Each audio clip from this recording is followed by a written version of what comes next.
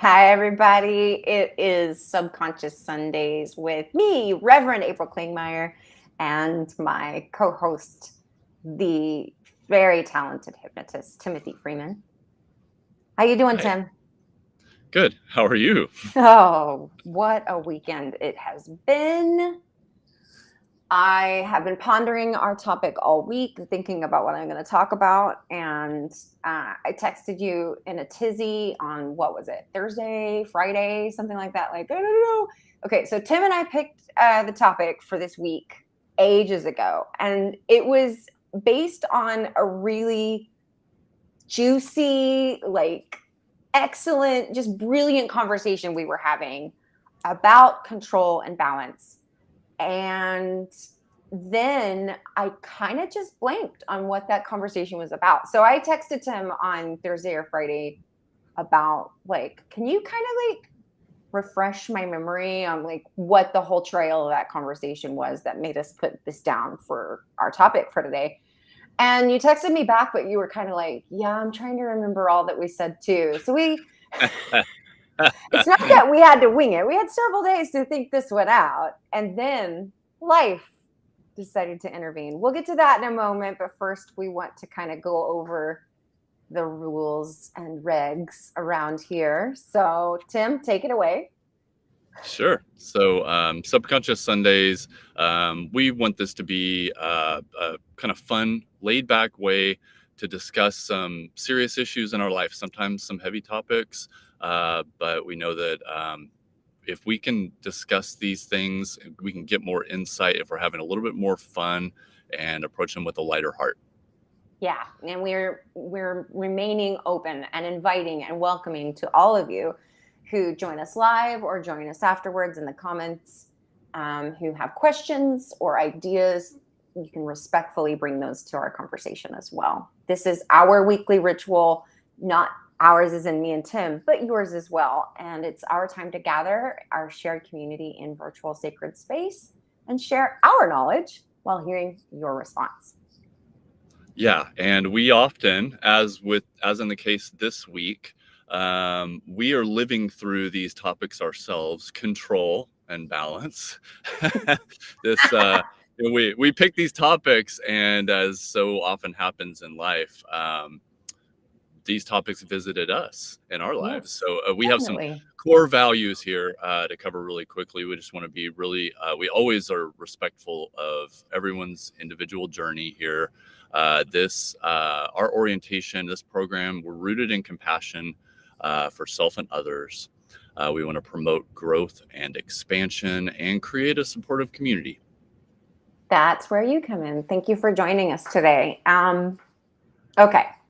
So I'm going to tell you, Tim, and our audience a little bit about what I did this weekend and why this topic is so completely on point. I went to a music festival this weekend, which is not something I ordinarily would do. I ended up having an amazing time. It was my first music festival in Ireland. It's a completely different animal from music festivals in the States, that's for sure. And I had an amazing time. But let me tell you something, Tim. When it comes to camping in Ireland, I wondered why it wasn't a bigger deal here. Like when I moved here, I was like, gosh, there's so much outdoor natural beauty. Why aren't people camping like crazy here? Oh, I know why now. It's because it rains. It rains and it rains and it rains. And my tent took on water.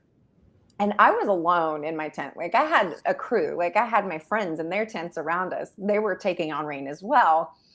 But I had to act fast when it came to getting water out of my tent and keeping it out of my tent. And I learned a few things from you, Tim, actually. So thanks again for Oh, that from back in the day. right. This is the one who taught me how to camp. And I also remembered a few things from Girl Scouts and always keep plastic sacks on hand to put your belongings in so you don't get waterlogged. Like I think I totally ruined a beautiful leather handbag of mine. It was like water sitting inside of it. And then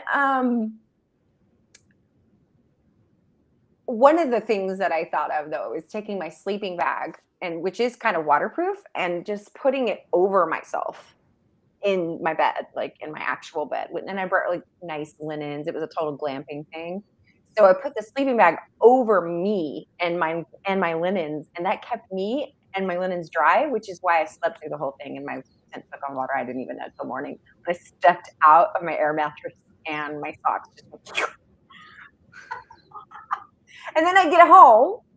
There's a live mouse in my bathroom that my cat had brought in, so I had to deal with that. And as soon as I got done dealing, I mean, like not even a minute had passed. I'm serious when I say not even a minute, maybe 10 seconds, maybe 20 at most seconds. A, a, a swarm of bees formed in my bedroom. Now they live in our roof every summer, but this time they decided to check out our bedroom.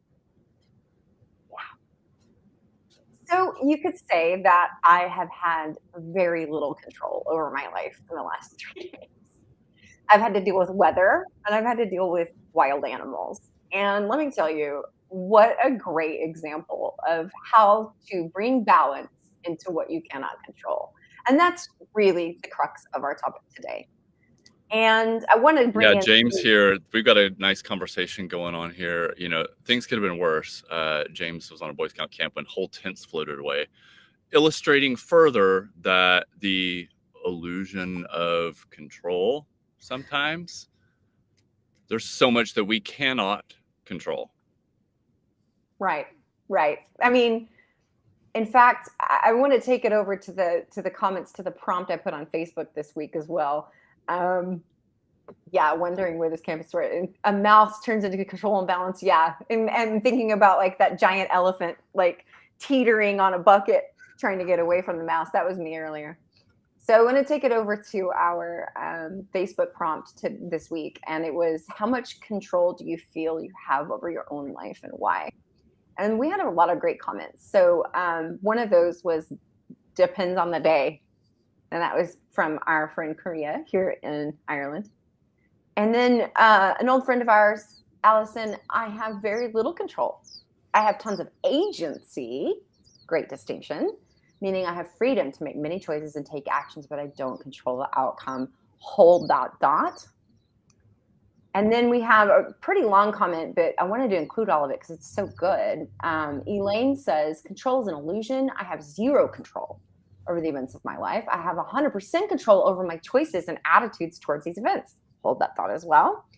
Elaine goes on to say, I believe that my choices and attitudes and actions can manifest or attract certain events to my life. Sort of like how I was trying to remember like what we were talking about in terms of control and balance. And then all of that life happened to me in the last few days, in the last few hours, actually. So I believe I attracted and manifested what I needed to talk about today. And I've learned that the more I seek to control, the unhappier I am. Or to quote a badass, the more you tighten your grip, the more star systems will slip through your fingers. And that is quote from Elaine that was originally from Princess Leia, aka General Organa. And then Izzy says, I have control over my choices. Another great point on that, but not the results. Again, hold that thought. I cannot control others' responses or the way the world turns. I can only stand in my values with my choices. Bryce says, control is an illusion, and anyone who says differently is not a bad person or wrong. They're just simply in their own period of growth. And I know what Bryce is talking about, because there is in spirituality a deep undercurrent of people believing that everything is under control, and this whole illusion is something we can steer. And I'll talk about that in just a little bit. From like the perspective of Course in Miracles, there's obviously some flaws to those theories. We'll go into that in just a second. And then Lisa says, I'm working on letting go. I think that's why people say things like it was meant to be, or if they are religious, God has a plan. But Lisa goes on to say, in a completely different point, there is a relationship between control and anxiety. And I think I'm going to let you take that point, Tim, in just a moment, because I think your meditation is going to address that pretty well today. But I wanted to say, just to kind of round out these comments about today's topic. A lot of people mention outcomes. And in all of my trainings, the thing that I have learned to really pass along to anybody who's willing to listen is to be completely removed from outcome, to take all beliefs or desires of a specific outcome out of any decision that you make, to make the decision completely in the moment based on what you have in front of you in your 5 or more senses. And for people who are like really outcome focused, like goal focused, this can be a really radical and almost impossible way of shifting your feelings about life. It is an outlook that is really challenging for people to have to think about being completely present and making decisions that are completely based on where you are in that exact moment. It takes time and it takes practice. It also takes being able to put that mindset into probably one scenario at a time as well. Like maybe that's not something you're able to apply at work, but at home you're able to, or vice versa. Or maybe to your spiritual practice, but not necessarily to your daily life with others at first.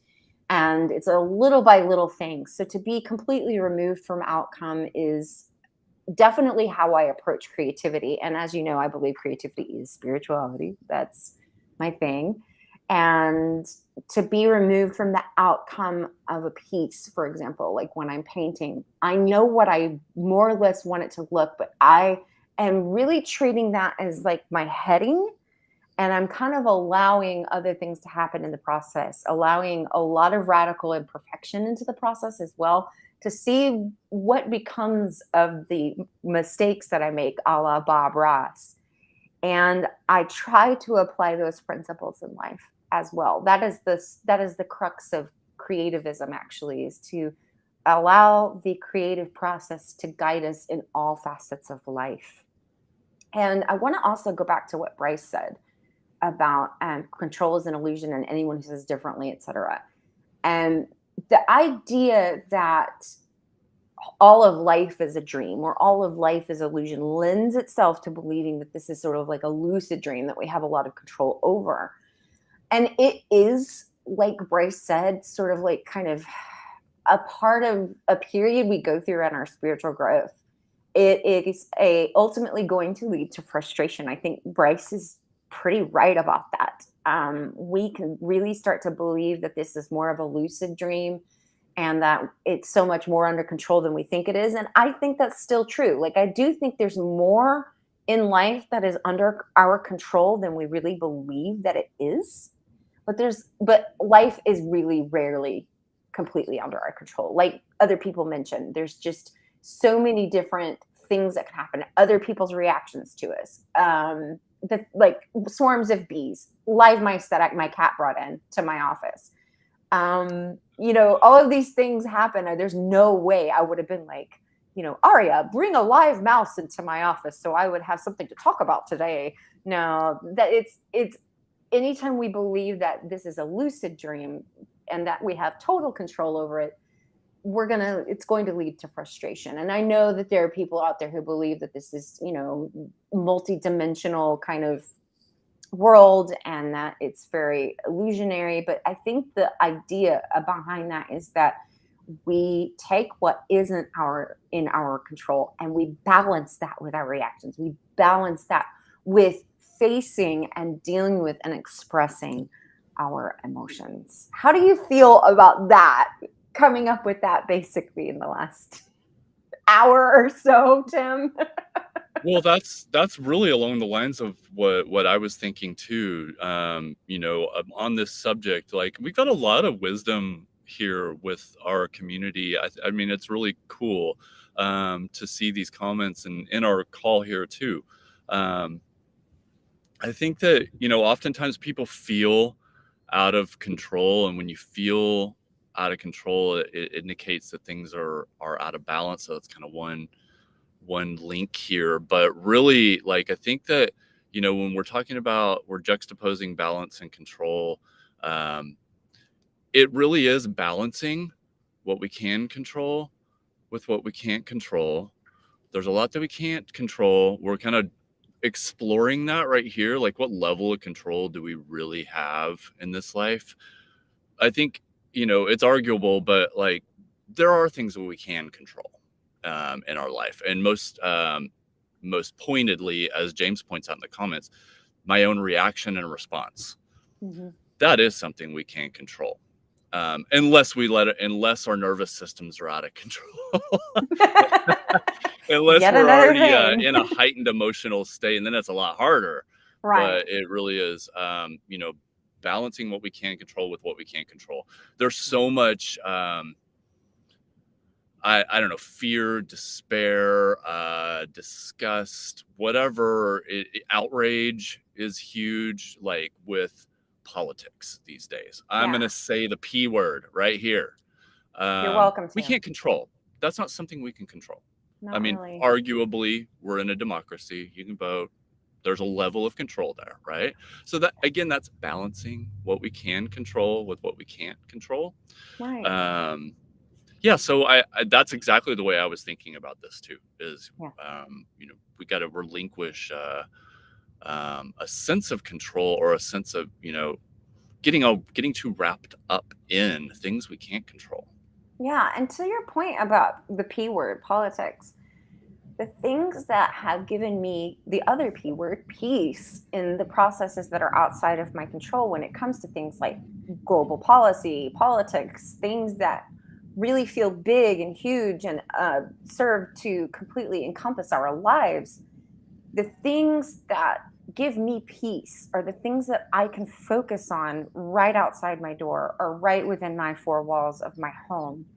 Those things are only, I mean, as we learn in government class, those things are also under the control of forces we don't have access to or agency with or I really even understand.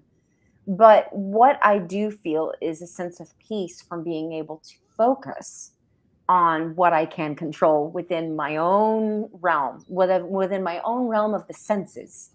And again, that goes to staying present, it goes to staying in the moment. And we talk a lot about community organizing. We talk a lot about staying connected, networked, and serving needs within our own community. I think that's a huge part of that.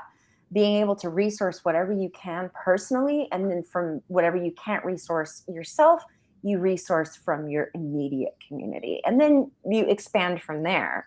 But anytime you're dealing with grief, anytime you're dealing with difficulty in life, we have that theory, and I don't know the one who originated this theory, but it's that rings of the tree. Like you have the epicenter of the grief or the epicenter of the person who's dealing with something difficult. And then you have their immediate relations, and then you have the friends of those immediate relations, and the acquaintances, and work coworkers and things, and it radiates out from there. I like to think of that as being very parallel to the way that we are able to resource what it is that we need when things are out of our control. Grief is a perfect example of life feeling a little bit out of control. So that rings of a tree theory, I don't know if you've heard of that one time, have you? Yeah, and I think it's a broad analogy. It's used in a lot of contexts. I'm not sure if I've heard it specifically on this, but James says news is a mental health problem. I would have to kind of agree. I know that people feel an intense level of obligation in their lives to stay informed. And I would say you can balance that need to stay informed with your sense of peace.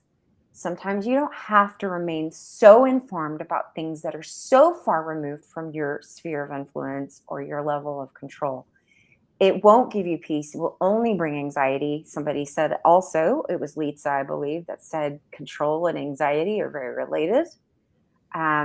If you're able to stay focused on the immediate, on the things that are within your realm of the senses in the now, then there's a lot more that you can do. There's a lot more control than you can have.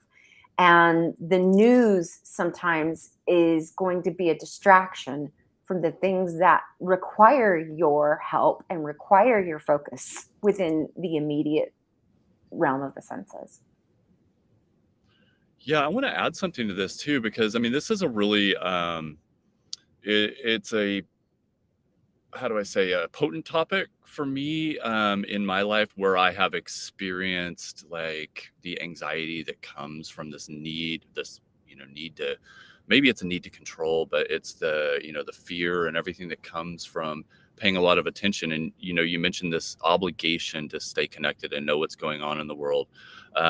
There's a point of balance here that I want to point out, though. It's like we have we might feel this sort of civic responsibility to like be involved and know what's going on in the world, but in my opinion, we maybe ought to feel a responsibility, a personal responsibility for our own well-being. Right. So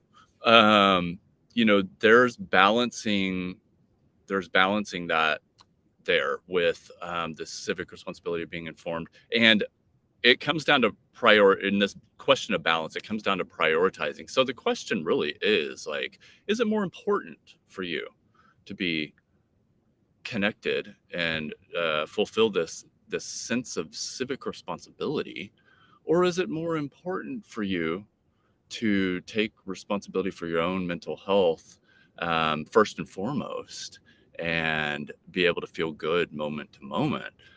There's a lot of people who can watch news all day and don't get triggered by it. Not me. Not me. I can't. I can't. I agree with James. I'm so right there with him. And we'll Yeah. take one more comment there. With Christelle says that I've had to protect my mind and soul by blocking out various topics from social media. It's vital to my mental health. I've become much more intentional in how I use social. Me too. Thank you, Christelle. And I think I'm Yeah. going to go ahead and hand it back over to you, Tim, for our Sure. meditation, because we're getting really close to time, actually. Great.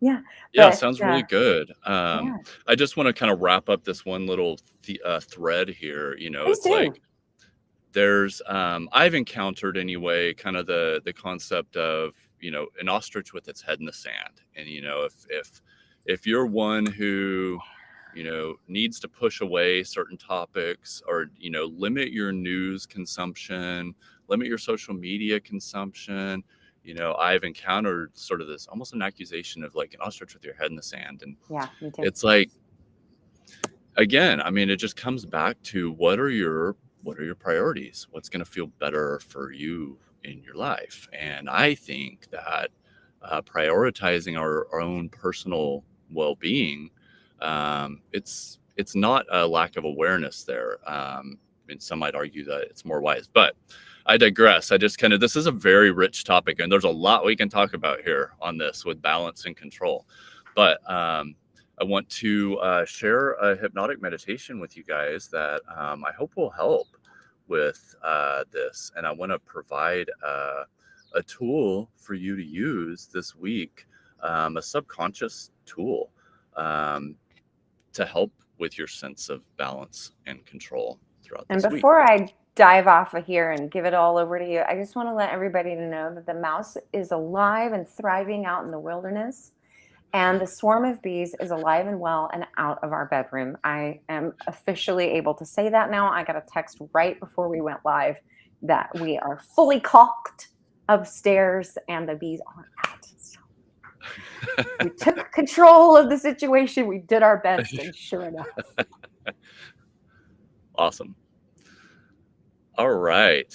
So I want to invite you to now just get in a safe and comfortable position where you can relax for a few minutes. It's so important for us to balance internal and external focus in our lives. We sleep every night. That's part of this balance. But I think part of it also is developing a stronger connection between our conscious and our subconscious minds through practices like this that help to quiet our conscious mind, help to calm our nervous system. We're going to find ourselves more open to wisdom and insight in our moment to moment lives the more frequently we can engage in practices like meditation or hypnosis. So without further ado, relax into the position you are seated or lying down. I want you to, first of all, look at a point above your natural eye gaze. It'll look something like this. And as you take a deep breath in, I want you to really eagle eye that spot, look at every last little detail, shadows, texture. And as you exhale, look through that spot. You're engaging your peripheral vision. You might notice the corners of the room. And when you're ready, just close your eyes. It'll probably feel really good to close your eyes after gazing upwards like that. And just focus on the sensation of your eyelids touching each other now. And that sensation takes you even more deeply and comfortably relaxed. Now send a wave of relaxation now from the top of your head all the way down to the tips of your toes. 1, 2, 3. And right now, if there's any part of your body that wants to relax even further, just let it go. It might feel really good to just release any tension in your body right now that might be holding. Good. Now relax your jaw. Slow your rate of breathing. Comfortable, slow rate of breathing with a really long exhalation. Good. Now, take your attention to the feeling of the surface beneath you. Sense of gravity is gently holding you close to the earth. And as you focus on this sensation, you feel more and more settled, more comfortably relaxed into the earth, supported by life itself right now. And as you take in another deep breath, send that awareness down deeper and deeper into the earth, grounded, supported, down to the very center of the earth, rooting your consciousness, aligning your consciousness with this very center of the earth. And as that awareness fades, you go even more deeply, even more comfortably relaxed. Grateful for this support that you feel and this time you can take for yourself to relax your nervous system. And now you send this feeling of relaxation once again from the top of your head to the very tips of your toes. 1, 2, 3. And as you take in another deep breath, you now take your awareness upward to the heavens above. Allow your awareness to reach upward into the universe, up, as far into the heavenly realm of inspiration, insight, as you want to go. Call in now your higher power, whatever that is to you, and all the loving guidance of your spiritual allies, whatever your beliefs allow here. Your higher power might be love, it might be the divine. Just call in that higher power right now and know that you are deeply loved by all that is divine. And as you bring your awareness slowly back down into your body, let the grounded, nurturing energy of the earth, you're at once connected to the center of the earth and the heavens above. Let that grounded, nurturing energy of the earth and the wisdom and clarity of the divine commingle in this balance point of your heart. And you start to feel at once very grounded, settled, calm, and open to inspiration, ready to create possibly a new relationship with control and balance in your life. We're going to explore the concepts of balance and control here. These two ideas may seem elusive at times, but let's begin by understanding that feeling out of control often means being out of balance. We all desire control over our lives, but we also, as we discussed, must recognize the need to harmonize what we control, what we can control, with what we cannot control. So in this calm and centered balanced state, we also realize that often we find the more we explicitly chase balance and control, the more they seem to elude us. And it's in this paradox that we discover an essential truth. Leading a well-balanced life requires us to let go of excessive control. And I want you to reflect on the words of Albert Einstein right now, who once said, "Life is like riding a bicycle. To keep your balance, you must keep moving." Life is always moving. Everything's always moving. And here I invite you to consider, where's your focus? Where are you moving? Are you focused on moving towards what you actually want in your life? Or are you more focused on moving away from what you don't want? And as we continue, I invite you to focus on the present moment right now, the feeling in your body of being able to relax into the surface beneath you. Embrace that now. It probably feels really good to your body.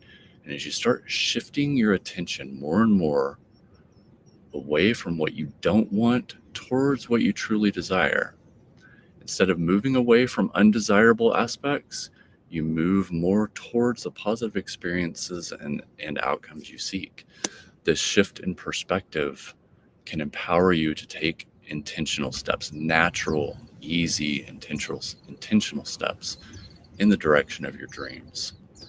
Prioritization plays a vital role in discovering balance, but by staying present in your life, continually focusing on what truly matters to you, you're more able and willing to say no to less essential tasks or obligations, creating more space in your life for what you generally desire.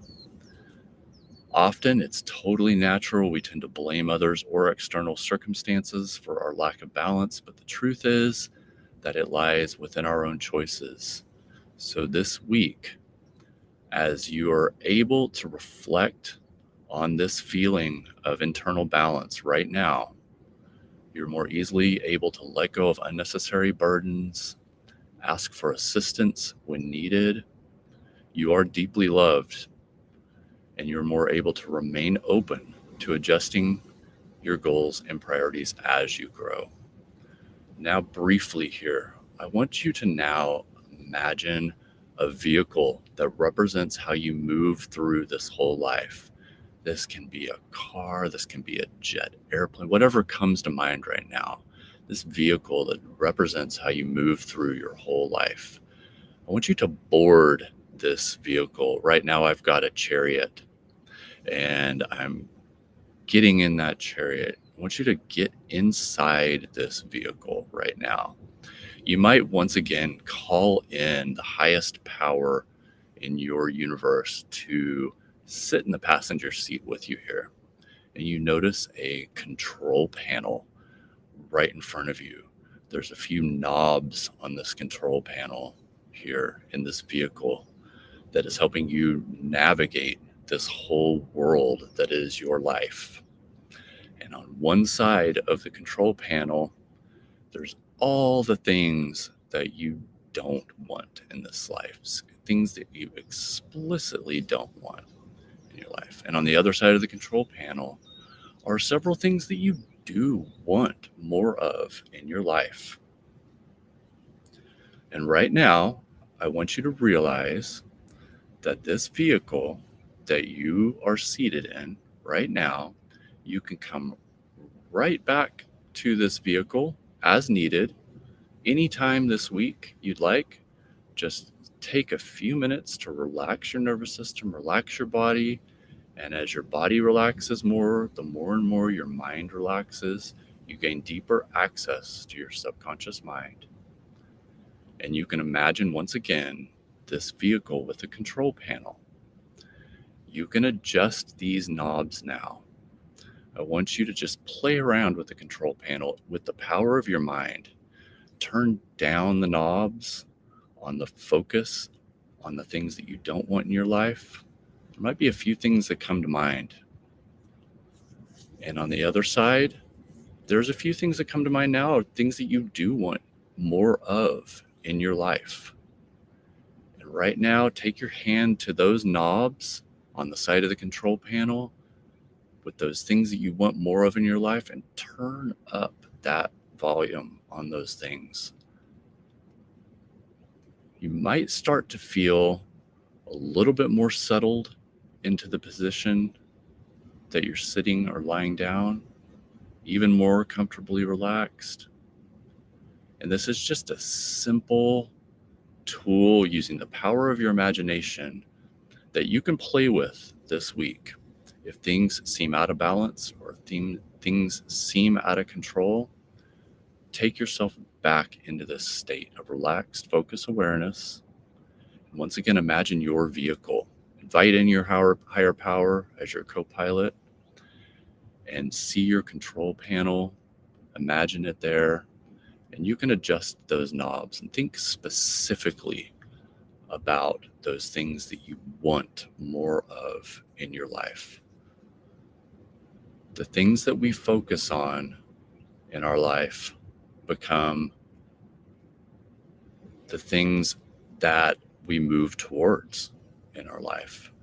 And the more you move towards the things you want more of in your life, as opposed to away from the things you don't want in your life, the easier it is for you to take the natural steps in your life and for the opportunities to unfold for you to get more of what you want in your life. So in a moment, I'm going to count from 3 back to 1, and we're going to come right back to conscious awareness on Subconscious Sundays, feeling great, having taken this time, allowed ourselves to take a few minutes to relax your nervous system. 3, coming back now, focusing on the sensation of the surface beneath you. 2, maybe start to wiggle those fingers and toes just a little bit. And 1, opening your eyes right back here with April and me. Thank you for joining me. Thank you so much. That was incredible. And I really needed it today to find my balance. Well, good. And our imagination is super powerful. Remember when you were a kid? I mean, imagine being a kid doing this exercise, right? Like, have some fun with this if you want to try that this week. And you might be surprised at where your imagination will help you connect your conscious and your subconscious minds and open up some doors for you. Exactly. Bear says, many thanks as usual, Tim. Very cool. I agree. That's my favorite one yet. And nice. I wanted to also say, first of all, I think you can guess what my vehicle is. I just want to give this a shot. What do you think it was? A Volkswagen Karmann Ghia. Oh my God, you know me too well. Oh, how funny. I knew you would know. The one thing that came to me about the Ghia when I was in it, and my representation of my higher power is Jeff Goldblum holding a baby dinosaur. It's sort of a long story, but the imagination and our minds are so awesome. This has meaning for you and associations beyond what I can understand, clearly. I'll try to explain it someday, but it's beyond even my understanding sometimes. But I was sitting there with Jeff Goldblum in my Karmann Ghia, and it was electric. It was an EV Karmann Ghia, so it was all down the highway. And I was thinking to myself about like, okay, so Tim's talking about like staying focused on like what you want in life. And I was just talking about how we need to be kind of more detached from outcome. And I was thinking to myself about that journey I took to the festival. And I didn't stay completely focused on the festival the entire 3-hour trip. I took in the scenery the whole way there and the whole way back. And I think that made me more prepared to deal with all of the mayhem that awaited me when I got home. And I also think that made for a more beautiful journey. What better example to throw at us in life? And look who joined us today, the Tere Martinez. Thanks, beautiful souls. Thank you for joining us. I'm so honored that you were able to come today, Tere. I love you so much and I miss you. So thanks for being with us. And thank you so much to our community for joining us today. All of your lively comments make such a huge difference. We love you so much. And we'll see you next week.